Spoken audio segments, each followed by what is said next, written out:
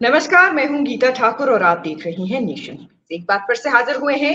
दिन भर की कुछ महत्वपूर्ण खबरों पर नजर डालने वाले हैं और इन खबरों के पीछे की क्या कहानी है, इस पर हम चर्चा करने वाले हैं। और इस पर चर्चा के लिए हमारे साथ नेशन स्पीक्स के ग्रुप एडिटर रोहित खन्ना मौजूद हैं।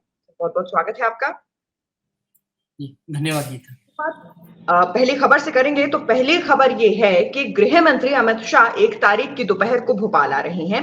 तब वो इस पर चर्चा करेंगे। तीसरी लिस्ट के लिए ज्योतिरादित्य सिंधिया का नाम भी शामिल हो सकता है, यानी मध्य प्रदेश की जो अलग अलग लिस्ट जारी हुई है उसकी हम बात कर रहे हैं, तो तीसरी लिस्ट में ज्योतिरादित्य सिंधिया का नाम भी शामिल हो सकता है। दरअसल सिंधिया की बुआ यशोधरा राजे सिंधिया स्वास्थ्य कारणों से शिवपुरी से नहीं लड़ना चाहती हैं, इसलिए ज्योतिरादित्य को शिवपुरी से उतारा जा सकता है। इसके अलावा सुधीर गुप्ता, वीरेंद्र कुमार और रोडमल नागर के नाम पर भी चुनाव लड़ने के लिए चर्चा जारी है। सर, कैसे देखते हैं? जी, बिल्कुल सही कहा आपने। अब ये खबर आ रही है कि जो तीसरी लिस्ट आने वाली है, उसमें जो सिविल एविएशन मिनिस्टर हैं ज्योतिरादित्य सिंधिया, जो कभी कांग्रेस के भी स्टार नेता रहे हैं, उनका नाम भी उस लिस्ट में आ सकता है। उसका सबसे बड़ा वजह एक तो ये बता दिया कि उनकी बुआ जो हैं, जो हमेशा लड़ती आई हैं, जीतती आई हैं, गढ़ है उनका, उन्होंने मना कर दिया स्वास्थ्य कारणों से। और तीसरा, बीजेपी ने जिस तरह का एक ताना-बाना बुना है मध्य प्रदेश में, जिस तरह से उन्होंने बड़े-बड़े मंत्री और जो सांसद उतार दिए हैं, उसकी एक वजह है कि अब ये चर्चा शुरू हो गई है कि ना सिर्फ ज्योतिरादित्य सिंधिया बल्कि और भी जो बड़े नाम बचे हैं, उनको भी बीजेपी इस पूरी जो विधानसभा की लड़ाई हो रही है चुनावों की, उसमें उतारने जा रही है और ज्योतिरादित्य सिंधिया का नाम प्रमुखता से चल रहा है। यानी कि एक और प्रोबेबल सीएम कैंडिडेट जो है वो मध्य प्रदेश में बीजेपी की तरफ से देखने के लिए मिल जाएगा। क्योंकि इससे पहले-पहले चाहे वो नरेंद्र तोमर हैं या उसके बाद जो फल्गुन सिंह कुलस्ते हैं या उसके बाद जो कैलाश विजयवर्गीय हैं और इसके बाद अब ज्योतिरादित्य सिंधिया भी आ जाएँगे। तो ये तमाम बड़े जो नाम हैं, ये इस तरफ इशारा करते हैं कि ये अब प्रोबेबल्स हैं सब सीएम के इंक्लूडिंग शिवराज सिंह चौहान। और इसीलिए इस खबर की अहमियत है कि अब जो अगली लिस्ट आनी है, जैसे कि कहा जा रहा है कि गृह मंत्री अगर भोपाल जाते हैं, तो वहाँ पे मन टटोला जाएगा, चर्चा होगी और उसके बाद जो है क्योंकि इस बार जो नाम है, वो दिल्ली से जो हैं, वो सारे डायरेक्टली तय हो रहे हैं, उम्मीदवारों जी के। तो डेफिनिटली ये खबर इम्पोर्टेंट बन जाती है। जी। अब तीसरी सूची का इंतजार है और इस तीसरी सूची में आने वाले नामों का इंतजार है। अगली खबर की तरफ नजर डालेंगे तो बीजेपी ने हाल में मध्य प्रदेश के लिए 30 माफ कीजिएगा 39 उम्मीदवारों की दूसरी लिस्ट जारी की थी, जिसमें 3 केंद्रीय मंत्री समेत 7 सांसदों को टिकट दिया गया। माना जा रहा है कि राजस्थान और छत्तीसगढ़ के लिए भी पार्टी केंद्रीय मंत्री और सांसदों को मैदान में उतार सकती है। राजस्थान में केंद्रीय मंत्री गजेंद्र सिंह शेखावत के उम्मीदवार बनाए जाने की अटकलें जोरों पर है। कारण वही कि मध्य प्रदेश में इस तरीके से जो है सांसदों और मंत्री को उतारा गया। फिर क्या बाकी राज्यों में भी ऐसा देखने को मिलेगा? बिल्कुल सही कहा आपने। ये खबर को बहुत दम इसलिए मिल रहा है क्योंकि मध्य प्रदेश में वो जो एक्सपेरिमेंट है वो शुरू हो चुका है। अब छत्तीसगढ़ और राजस्थान, यहाँ पर भी आपको इसी तरह का एक एक्सपेरिमेंट देखने के लिए मिलेगा जहाँ बड़े केंद्रीय मंत्री या यहाँ से जो सांसद है उनको यहाँ पे उतारा जाएगा। इस तरह का प्रयोग बीजेपी पहली बार नहीं कर रही है। ये प्रयोग पहले पिछली बार बीजेपी कर चुकी है। पश्चिम बंगाल में हमने देखा, वहां पे जब प्रयोग हुआ, बड़े नेताओं को उतारा गया, वो बेशक हार गए, लेकिन उन्होंने अपने आसपास के सभी लोगों को जिता दिया। वो बीजेपी जो कभी 3 सीट पाई थी पश्चिम बंगाल में, वो 77 सीटों पर आ गई। ये इस प्रयोग का असर था। यूपी में ये प्रयोग हो चुका है, जहां पर कि करहल सीट से जब अखिलेश यादव चुनाव लड़ रहे थे तो वहां से उतार दिया एसपी बघेल को। अब एसपी बघेल जो है वो केंद्रीय मंत्री थे और उनको वहां पे उतारा गया। वो अपनी सीट बेशक हार गए, पर मैनपुरी की काफी इंपॉर्टेंट जो आसपास की सीट थी वो बीजेपी ने जीती। एसपी भी जीती, लेकिन बीजेपी जहां नहीं जीती थी वहां भी जीती। तो कुल मिला के आप एक समझिए कि ये जो बड़े हैवीवेट्स उतारने की कोशिश हो रही है, ये इसी कारण है क्योंकि एक एमपी के अंदर 7, 8, 9 के करीब विधानसभाएं आती हैं और वो अपना सांसद निधि सब जगह खर्च भी करता है। सभी एमएलए उसके अंडर भी होते हैं। तो ऐसे में एक तो कोई विरोध का स्वर भी नहीं उठेगा जब वो आ जाएंगे, कोई ये नहीं कहेगा मुझे टिकट नहीं मिला क्योंकि सबसे बड़े नेता हैं। और जब बड़े नेता आते हैं तो वर्कर्स में भी उत्साह आ जाता है कि क्या बात है, ये यहाँ से बनेंगे, हम पूरा जोर लगा के काम करेंगे। तीसरा, पार्टी को जो आपके विपक्ष में चुनाव लड़ रही है कांग्रेस पार्टी, उसको वहां पे घेर लिया आपने। उसको आपने वहां पर अब ये सोचने के लिए मजबूर कर दिया कि भाई अब ये सामने से जो ये ब्रह्मास्त्र आ रहा है इसके लिए कौन सा अस्त्र निकालें। इतने बड़े चेहरे आप कहाँ से लाएंगे इतने बड़े चेहरों को काउंटर करने के लिए, क्योंकि सरकार में है, उनके पास तो केंद्रीय मंत्री है, लेकिन कांग्रेस सरकार में नहीं है। सरकार में तो छोड़िए, पूरे एमपी में कांग्रेस के पास एक ही सांसद है, तो आप किसको किसको वहां पे कितने प्रोमिनेंट चेहरे आप उतारेंगे। तो कहीं ना कहीं से एक ऐसी लड़ाई जो थोड़ी सी टफ लग रही थी, एक ऐसी लड़ाई जिसे कि कहा जा रहा था कि कांग्रेस उत्साहित है उस लड़ाई से, लेकिन अब चाहे राजस्थान हो, छत्तीसगढ़ हो, मध्य प्रदेश हो, तेलंगाना हो, मिजोरम हो, बीजेपी अपना जो है वो एक पिच तैयार कर चुकी है कि हमें इसी पिच पे खेलना है और ये हमारे खिलाड़ी हैं। अब सामने वाले की देखना है कि वो इस पिच पे कैसे खेलता है, इस खिलाड़ी के सामने, इस बल्लेबाज के सामने ऐसा कौन सा गेंदबाज उतारते हैं वो कि बराबर का मुकाबला हो। तो ये आपने बिल्कुल सही कहा कि ये खबर जो है, अब अटकलों का जोर लग रहा है कि अब कौन से और बड़े चेहरे अगले राज्यों में देखने के लिए मिलेंगे। जी, और मुझे लगता है कि अभी जब तक लिस्ट जारी नहीं हो जाती, तब तक इस तरह की तमाम चर्चाएं देखने को मिलती रहेंगी। अगली खबर पर नजर डालेंगे। दरअसल उपराष्ट्रपति ने कहा कि जो व्यक्ति जितने बड़े पद पर है, उसका आचरण भी उतना ही मर्यादित होना चाहिए। राजनीतिक फायदा उठाने के लिए कोई भी टिप्पणी करना अच्छी बात नहीं है। धनखड़ ने कहा कि जब संवैधानिक संस्थाओं की बात आती है, तो मैं सभी से जिम्मेदार होने का आह्वान करता हूं।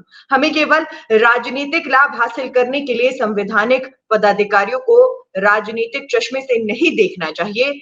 इसे स्वीकार नहीं किया जा सकता। सर, कैसे जी, देखते हैं? हाँ, इस स्टेटमेंट को हम देखते हैं उससे पहले आपको ये स्टेटमेंट करनी पड़ेगी जिसकी वजह से ये स्टेटमेंट आई है, इसको आपको एक बार चलिए, देखना पड़ेगा। जी बिल्कुल। इस स्टेटमेंट के पीछे के कारण पर भी नजर डालते हैं। दरअसल अशोक गहलोत ने उपराष्ट्रपति के राजस्थान दौरे को लेकर सवाल उठाया था। सीएम गहलोत ने कहा था कि इस साल प्रधानमंत्री 9 बार यहाँ आए, हमने उनका स्वागत किया। उपराष्ट्रपति भी अप डाउन कर रही हैं, चाहे गवर्नर हो या उपराष्ट्रपति, हम सबका सम्मान करते हैं, लेकिन वो यानी उपराष्ट्रपति बार बार यहाँ आ रहे हैं, इसका कोई मतलब नहीं है। आप ये समझिए, अब ये एक सीएम के शब्द हैं जो प्रधानमंत्री को कह रहे हैं 9 बार यहाँ पे आए। अरे वो देश के प्रधानमंत्री हैं, राजस्थान भी देश का हिस्सा है, वो कोई अलग देश नहीं है। वहां पे 9 बार क्या 90 बार भी आएंगे अगर प्रधानमंत्री को लगा। वाइस प्रेसिडेंट किसी पार्टी से संबंधित नहीं हो जाते जब वो वाइस प्रेसिडेंट बन जाते हैं, वो पूरे देश के वाइस प्रेसिडेंट हैं। आप उन पे भी सवाल उठा रहे हैं कि बार बार यहाँ क्यों आ रहे हैं। तो अब आप इस स्टेटमेंट पे चलिए। इसीलिए उपराष्ट्रपति को कहना पड़ा कि आपको जब कोई स्टेटमेंट देनी है, आपको कुछ बोलना है, तो आपके अपने पद की गरिमा रखनी है कि भाई मैं बोल क्या रहा हूं और किसको बोल रहा हूं। राजनीति अपनी जगह है, माना राजस्थान में चुनाव है, अब वाइस प्रेसिडेंट तो वहां पे चुनाव प्रचार नहीं करने जा रहे हैं, वो तो बीजेपी के उम्मीदवार नहीं है, वो तो वोट नहीं मांग रहे हैं जानकर जाकर वहां पर। तो आपको इतनी तंगी क्यों हो रही है? क्यों आप एक वाइस प्रेसिडेंट जैसी पोस्ट, क्योंकि वो धनखड़ साहब पे सीधा सवाल नहीं है, वो वाइस प्रेसिडेंट की कुर्सी पे जाकर सवाल चुकता है कि वहां पर ये यहाँ पर क्यों आ रहे हैं बार बार। अरे राजस्थान एक देश की स्टेट है, वो देश के वाइस प्रेसिडेंट हैं, उनको पूरा राइट है वहां पे जाने का, किसी भी कार्यक्रम में जाएं। आप में इतनी इनसिक्योरिटी क्यों है? आप राजस्थान के मुख्यमंत्री हैं, आप अगर 3-4 बार दिल्ली चले गए या कहीं चले गए, आपसे कोई पूछे भाई आप क्यों आ रहे हो? क्यों भाई? देश में हर एक खास लेकर एक आम शख्स को जम्मू कश्मीर से लेकर नीचे कन्याकुमारी तक कहीं भी जाने का राइट है, कितने दिन के लिए भी, चाहे आप 20 बार जाइए। तो कहीं ना कहीं जो ये उपराष्ट्रपति ने बात कही है कि राजनीतिक लाभ हासिल करने के लिए संवैधानिक पदाधिकारियों को राजनीतिक चश्मे से नहीं देखना चाहिए, मुझे लगता है गहलोत साहब को उस चश्मे को उतारने की जरूरत है, क्योंकि ये सेल्फ गोल है। जब आप लोगों को ये कहते हैं कि भाई ये इतनी बार क्यों आ रहा है, अरे भैया आप पूछेंगे कि गृह मंत्री क्यों आ गए, फिर आप पूछेंगे ये मंत्री यहाँ क्यों आ रहे हैं, तो ये तो अच्छी बात नहीं है। चुनाव है, आप लड़िए, आप अपना प्रचार करिए, और जो बाकी पार्टियां हैं वो अपना प्रचार कर रही हैं। तो इस तरीके से गीता ये कहा जा सकता है कि ये जो स्टेटमेंट है ये डेफिनेटली एक आई ओपनर स्टेटमेंट है, और इसको अभी गहलोत साहब को देखना भी होगा कि आने वाले दिनों में वो कैसे करते हैं। जी, और मुझे लगता है ये पहली दफा नहीं कि इस तरीके की कोई स्टेटमेंट देखने को मिली हो, जो एक जिस तरीके से उपराष्ट्रपति ने कहा कि एक मर्यादा होनी चाहिए किसी भी तरीके के शब्दों का जब इस्तेमाल होता है, उस पद का सम्मान होना चाहिए। बिल्कुल सही वो कह रहे थे। और इसके साथ-साथ अगर हम अगली खबर की ओर रुख करें कि आखिर अगली खबर क्या है, तो आमतौर पर देखा जाए तो नीतीश कुमार राष्ट्रीय जनता दल अध्यक्ष लालू प्रसाद से मिलने पहुंचते रहे हैं, लेकिन गुरुवार को लालू प्रसाद अचानक मुख्यमंत्री आवास पहुंच गए और नीतीश कुमार से मुलाकात उन्होंने की है। इस दिन भी दोनों नेताओं की अकेले में 30 से 35 मिनट की ये बातचीत हुई। इन मुलाकातों के बाद लालू प्रसाद की पार्टी राजद के नेताओं ने शुक्रवार को नीतीश कुमार को पीएम उम्मीदवार के लिए सबसे योग्य बताकर अब सियासत को एक बार फिर से गर्म कर दिया है। बिल्कुल, आपने सही कहा। पिछले कुछ दिनों से बेशक एक जो वो बड़ा टाइटैनिक जहाज है इंडिया गठबंधन, वो शांत बैठा है जिसमें 28 पार्टियां सवार हैं। लेकिन उनमें से जो मेन 2 पार्टियां बिहार की हैं, वहां पूरी हलचल है। नीतीश कुमार पहुंच जाते हैं लालू प्रसाद यादव के घर, वो मिलते नहीं हैं, फिर पुनः एक बार पहुंच जाते हैं, फिर बैठक होती है, फिर मिलते हैं, फिर इस बार तो लालू प्रसाद ही पहुंच गए मिलने के लिए। तो ये जो एकदम से एक जो रफ्तार तेज हुई है, इसके पीछे की कहानी ये है कि इंडिया गठबंधन तो शांत बैठा है। अब वो कह रहे हैं कि भाई जब चुनाव होंगे, 5 राज्यों के जब नतीजे आएंगे, फिर सीट शेयरिंग पे सोचेंगे, ऐसे अंदर खाते की खबर है। पर बाकी पार्टियां कह रही हैं भैया अब ये ठीक है, कांग्रेस भी तो उस गठबंधन का हिस्सा है, वो कोई उसको लीड थोड़ा रखा गठबंधन की, वो जो कहेंगे हम मानते रहेंगे। हमारी अपनी पार्टी है, स्टेट है, हमें तो तय करना पड़ेगा ना, हमने चुनाव लड़ना है। तो इसी के मद्देनजर ये आपस में मिल भी रहे हैं, बातचीत भी हो रही है। और इसके पीछे का एक और संदेश है, जैसे अभी बातें उठ रही थी, एक क्यास लग रहा था क्या नीतीश कुमार वापस चले जाएंगे एनडीए की तरफ, तो उसके बाद से ज्यादा हरकत में आए हैं। और ये कहा जा रहा है अब जैसे एक ये आपने स्टेटमेंट पढ़ी कि पीएम उम्मीदवार के लिए योग्य उम्मीदवार है नीतीश कुमार। किसने कहा? आरजेडी के नेता ने कहा। अब तक तो नहीं कह रहे थे आप, अब तक तो राहुल गांधी को कह रहे थे दूल्हा बनिए, हम बारात बन के चलेंगे। अब तुरंत से दूल्हा बदल दिया आपने, क्योंकि आपको पता है कि अगर नीतीश कुमार यहाँ अड़े रहेंगे या एनडी के साथ चले गए तो फिर हमारे लिए 2025 की वो गेम मुश्किल हो जाएगी, जिसमें नीतीश कुमार ने कहा है कि तेजस्वी यादव के अध्यक्षता में चुनाव लड़ेंगे। तो हमें तो भैया बिहार की कुर्सी चाहिए, उसके लिए इन्हें तो दिल्ली का सपना दिखाना पड़ेगा कि नहीं दिखाना पड़ेगा। तो वो दिल्ली का सपना दिखाया जा रहे हैं, ये तो पीएम पद के काबिल हैं।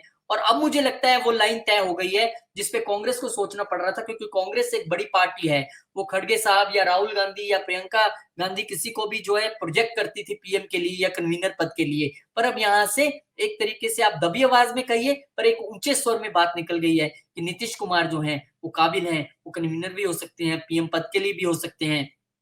तो कहीं ना कहीं लालू प्रसाद यादव ने अपना काम कर दिया कि लीजिए भैया अब आपको सपोर्ट कर दिया हमारी पार्टी के बंदे ने, अब तो कोई टेंशन नहीं है। तो वो चाहते हैं कि भाई ये कुर्सी जल्दी खाली हो जाए और इनको दिल्ली भेजें, वहां उनको कुर्सी मिले ना मिले वो हमारी टेंशन नहीं है, पर हमने अपना काम कर दिया। तो कहीं ना कहीं ये है। और एक इसके पीछे की सियासत है सीटों का बंटवारा, 40 सीटों को बांटा कैसा जाए। कांग्रेस ने अभी एक नेता ने, मेरे ख्याल उनके अध्यक्ष हैं, उन्होंने बिहार में भी अनाउंसमेंट किया था 2 दिन 3 दिन पहले कि हम 10 सीटों की तैयारी कर रहे हैं लड़ने की। तो भैया 30 ही रह गए। अब 30 रह गई तो कैसे बांटेंगे? सीपीआई सीपीएम और छोटे दल आरजेडी जेडीयू। अब आरजेडी जेडीयू चाहते हैं कि 32 से 34 सीट उनके पास रह जाए, मतलब कि 16-16 हो जाए या 17-17 हो जाए। बाकी 6 बचे, उसमें से 2-3 कांग्रेस को दे देंगे, 1-2 सीपीएम को दे देंगे, 1-2 और किसी छोटे दल को देके कहानी खत्म हो जाए। तो उसके लिए भी मिल रहे हैं कि भैया आप मिल बैठ के बात कर लेते हैं, हमने आपस में कितनी लेनी है। पर वहां भी कहानी फंस रही है, क्योंकि जेडीयू के पास सबसे ज्यादा सांसद है, आरजेडी के पास बिल्कुल शून्य है। अब जेडीयू कहेगी कि भैया आपके पास तो शून्य है, आप कहां से 17 मांग रहे हो? अब वहां पे आरजेडी के पास एक अलग ब्रह्मास्त्र पड़ा हुआ है, वो जेडीयू को कह रही है कि भैया आपके तो इतने कम यहाँ पर विधायक हैं, हम ज्यादा विधायक वाले हैं, अभी चुनाव हुए हैं तो हम ज्यादा मात्रा में हमें मिलनी चाहिए। तो वहां भी तकरार है। तो उन चीजों को सुलझाने के लिए आप मीटिंग बिफोर मीटिंग कह लीजिए कि सीट शेयरिंग पे अगर कोई मीटिंग होती है, अगर इंडिया गठबंधन ऐसे आगे चलता है तो ये पहले आपस में तय करके जाएंगे कि भैया हमने तय कर ली कि हम तो इतनी सीट पे ही लड़ेंगे, हमारे बीच का कोई मसला नहीं है, अब आप देखो जो बची हुई है वो कैसे करनी है। तो कहीं ना कहीं ये जो बहुत तेजी से कवायद चल रही है, क्योंकि नीतीश कुमार वो नेता है जो ममता बनर्जी और अरविंद केजरीवाल के साथ हर मीटिंग में सबसे पहले कहते हैं भाई सीट शेयरिंग पे तो बात कर लो, और उसी पे बात नहीं होती है। तो उन्होंने कहा ठीक है आप अपने लेवल पे करते हैं। इस बैठक में मुझे लगता है ये जो बैठकें हुई हैं, अब अंदर क्या बातें हुई हमें नहीं पता, हम तो एक क्यास लगा रहे हैं कि यही अंदर चर्चा हुई होगी कि भाई सीट शेयरिंग कैसे होगी, आप मुझे वहां के लिए प्रोजेक्ट करो, मैं आपको यहाँ के लिए प्रोजेक्ट करूंगा। ये अभी पूरी कवायद चल रही जी, बिल्कुल सही आपने कहा कि अब नए समीकरण, नए तरीके से आगे बढ़ने की कोशिश की जा रही है और दूल्हा ही बदल लिया गया है। देखना यह है कि बदलने के बाद क्या कुछ देखने को मिलता है। इसके साथ-साथ अगर हम आगे की ओर बढ़े तो 2024 नहीं 2029 तक हो सकते हैं एक साथ चुनाव। ये लॉ कमीशन ने कहा है। हम राज्य विधानसभाओं का कार्यकाल घटाने के फॉर्मूले पर काम कर रहे हैं। जी। क्या ये कहें? अभी 24 वाला तो संशय था ही 29 भी अभी क्लियर नहीं है, क्योंकि लॉ कमीशन ने ये कहा नहीं है कि 2029 में हो जाएंगे। उन्होंने कहा हम टाइमलाइन तय ही नहीं कर सकते, हम आपको बता ही नहीं सकते ये कब होगा। ये तो मीडिया क्यास लगा रही है कि 24 नहीं तो क्या 29 में हो सकते हैं। क्या कुछ विधानसभाओं का कार्यकाल कम किया जाएगा, कुछ का बढ़ाया जाएगा, एक ऐसा तालमेल बिठाया जाएगा कि 29 में सबके चुनाव इकट्ठे हो जाएं। अब ये कवायद और तेज हो गई है क्योंकि वो जो पूर्व राष्ट्रपति हैं कोविंद साहब, उनकी अध्यक्षता में कमेटी भी बनी है, वो भी अपने लेवल पे काम कर रही है। तो कहीं ना कहीं ये एक बार फिर से इस बात को जो है हवा मिली है कि क्या जो एक देश एक चुनाव की बात है वो 24 में तो मुमकिन नहीं लग रही है, बहुत लंबा काम है, आपको पूरे देश को साधना है। तो क्या वो 29 तक हो जाएगा? 29 में भी अभी क्वेश्चन मार्क इसलिए है क्योंकि लॉ कमीशन कह रहे हैं हम टाइमलाइन नहीं बता सकते, हम आपको एक टाइम नहीं बता सकते, ये एक बड़ा लंबा काम है और बड़े तरीके से करने वाला काम है, हम उसको कर रहे हैं, चीजें चल रही हैं, जब भी तय होंगी हम आपको बता देंगे। तो हमने इस खबर को इसलिए कैरी किया कि लोगों को हम अपडेट देते रहें कि वन नेशन वन इलेक्शन पर आखिर चल क्या रहा है। जी, और एक बड़ा मुद्दा है, इसे लेकर तमाम चर्चाएं देखने को मिली है, तमाम विरोध और समर्थन देखने को मिला है, तो मुझे लगता है कि जरूरी है कि इस पर जनता को एक अपडेट दे दिया गया है। 2029 में जो कयास लग रहे हैं उस पर भी अभी संशय बरकरार है। बहुत बहुत शुक्रिया सर इस चर्चा में शामिल होने के लिए, और इसी तरह की तमाम चर्चाओं के साथ, तमाम जानकारियों के साथ नेशन स्पीक्स हाजिर होता रहेगा। आप नेशन स्पीक्स के यूट्यूब चैनल को लाइक, सब्सक्राइब और शेयर करना बिल्कुल न भूलें।